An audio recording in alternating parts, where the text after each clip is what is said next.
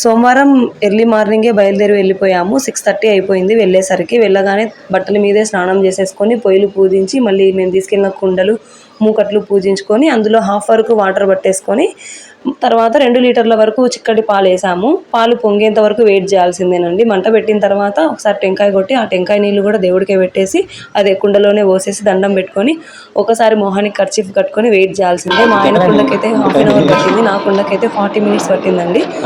పొంగులు వచ్చేసరికి చూడండి, పొంగులు రాగానే గంటలు ఎలా మోగుతున్నాయి అన్నీ మాకు దేవుడు అలా కరెక్ట్గా జరిగిపోయాయి అన్నమాట. చాలా మందికి తెలిసే ఉంటుంది, గురప్ప స్వామి ఇంటి దేవుడు ఉంటే పుట్టి వెంట్రుకలు జరిగితే కంపల్సరీ 2 కుండలు పెట్టాల్సిందే, 2 మేకలు పెట్టాల్సిందే. అదే కొత్తగా పెళ్ళి అయితే మాత్రం ఒకే కుండ ఒకే మేక సరిపోతుంది.